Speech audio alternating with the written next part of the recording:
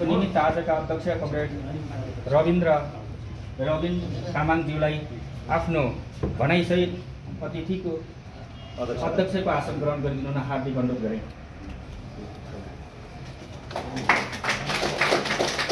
धन्यवाद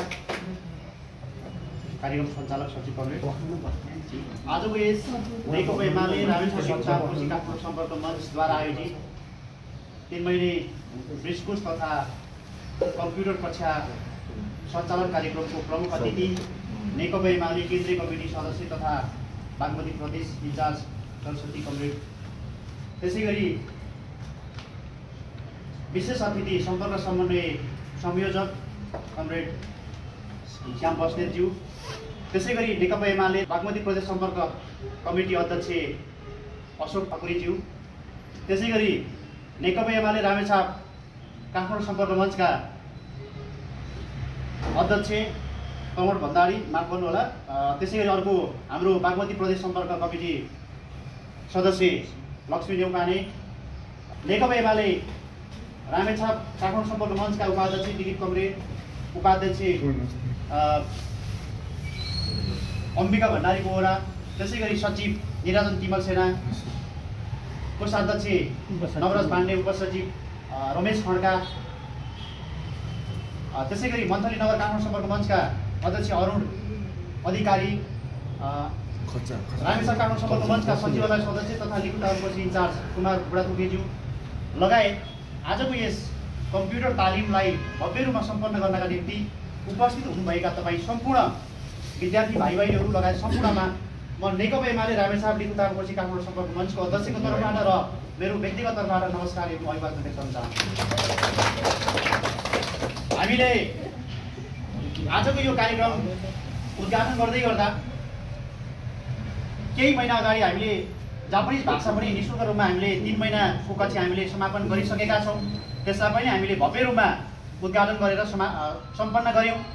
अब हामीले यो नेकपा एमाले चाहिँ एउटा भाषण मात्रै नभएर विभिन्न कार्यक्रमहरूमा चाहिँ अलिकति हामीले गतिविधिमा आफ्नो सक्रियता र आफ्नो अलिकति चाहिँ सहुलियत हुने हिसाबले हामीले सेवा दिने उद्देश्यका साथ कम्प्युटर तालिम र बृजकोष कक्षा पनि हामी सञ्चालन गर्दैछौँ।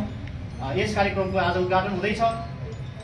यो कक्षामा यहाँहरू जो सहभागिता जनाउनु भएको छ, यहाँहरू सबैलाई म विशेष धन्यवाद व्यक्त गर्न चाहन्छु। हामीले लिगु तामाङकोसीको पालिका मात्रै नभएर रामेछाप जिल्लाभरिको समग्र जिल्लाभरिलाई समेटेर 8वटा नगर तथा पालिकाबाट समेटेर हामीले सबैलाई यहाँ सहभागिता जनाएर एउटा तालिम दिने उद्देश्यका साथ हामीले यो आज यो तालिमको उद्घाटन गर्दैछौँ।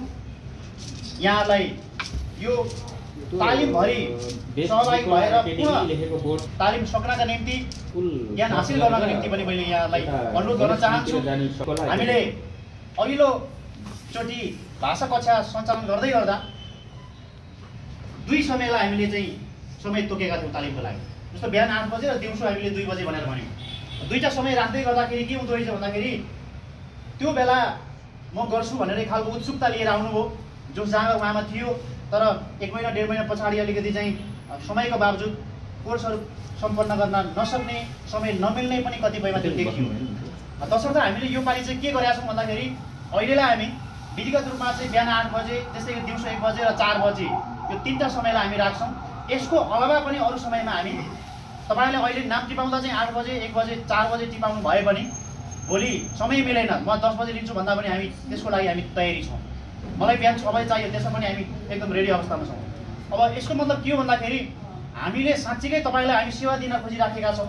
त्यसकारण तपाईँले कतिखेर भ्याउनुहुन्छ, तपाईँको समय अनुकूल कतिखेर मिल्छ, त्यसअनुसार हामी समय मिलाएर तपाईँलाई यो कार्यक्रम सक्नका निम्ति हामी हरदम आफ्नो प्रयासमा हामी रहनेछौँ।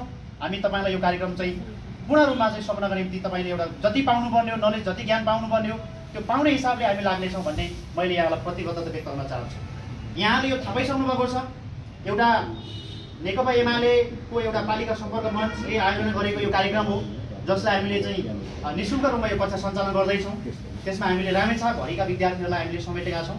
यसको अब नाम दर्ता समय चाहिँ खास गरी हामीले हिजोसम्मको लागि भनेर हामीले डेडलाइन भनेका थियौँ।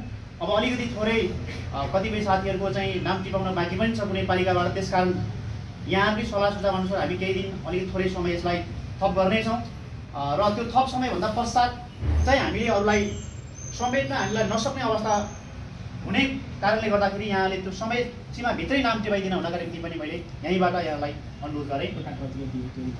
अब हामीले खास गरी यो कोटामा कतिजनालाई सहभागी गराउने भन्ने सन्दर्भमा यहाँहरूलाई कतिलाई फेरि जिज्ञासा पनि हुनसक्छ। त्यसअनुसार हाम्रो रामेछापमा चाहिँ 8वटा पालिका तथा नगर छ, जसमा 7वटा नगरपालिका र पालिकालाई हामीले ती 3वटा कोटाको दरले 7 3 21 जना। त्यस्तै गरी लिखुताङ तामाकोशी गाउँपालिकाभित्र 7वटा वडा छन्, जसलाई हामीले 2 जनाको दरले 14 जना।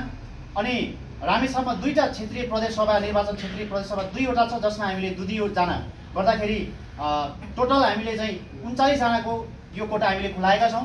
त्यसमा बढ्ने सम्भावना पनि निकै धेरै छ, किनभने जस्तो मेरो आफ्नै वडा सैपुको सन्दर्भमा भन्नुपर्दा हामीले वडालाई 2टा मात्रै कोटा छुट्याइएकोमा मेरो चाहिँ 6-7 जनाको नाम टिपोट भएको छ। अब समस्या के पनि छ भन्नुहुन्छ भने जस्तो 2 जना भन्दै गर्दाखेरि मैले 2 जनालाई चाहिँ लिएँ अनि अरूलाई नलिँदाखेरि मेरोलाई छुटाउनु हो अथवा मेरोलाई तपाईँले हाल्नु भएन भन्ने खालका पनि गुनासोहरू आउन सक्छन्। त्यस कारणले यो टाइम जुन हामीले दिन्छौँ त्यो डेट टाइमभित्र तपाईँले यदि नाम टिपाउनु भयो भने हामी सबैको लिन्छौँ, सकेसम्म सबैलाई हामी चाहिँ सहभागिता जनाउने हिसाबले हामी लागि पर्छौँ। तर त्यो डेटभन्दा पछाडि यदि कोही त्यस्तो छुट्नु भएछ पछि यहाँले रिक्वेस्ट गर्नुभयो भने हामी त्यसमा चाहिँ अलिकति असमर्थ रहन सक्ने कुरा यहाँलाई मैले जानकारी गराएँ। त्यसै गरी अब यो हामीले विभिन्न खालका कार्यक्रमहरू गर्दै गर्दाखेरि हाम्रो अतिथि कमरेडहरू लगायत यहाँहरूको जुन हौसला उत्साह जुन खालको छ हामीलाई यो व्यक्त गर्नुभएको यो सल्लाह सुझावले गर्दा नै हामी आज यस खालका कार्यक्रमहरू गर्न सफल भएका छौँ। हामी अब आउँदा दिनहरूमा पनि यस्ता धेरै खालका नयाँ कार्यक्रमहरू हामीले योजनाहरू लिएर आउनेछौँ। यसको निम्ति यहाँहरूको साथ सहयोग हौसला रहोस् भन्दै मैले आजको यस कार्यक्रमको म अध्यक्षताको आसन गर्दछु। हस्त नमस्कार, धन्यवाद। धन्यवाद।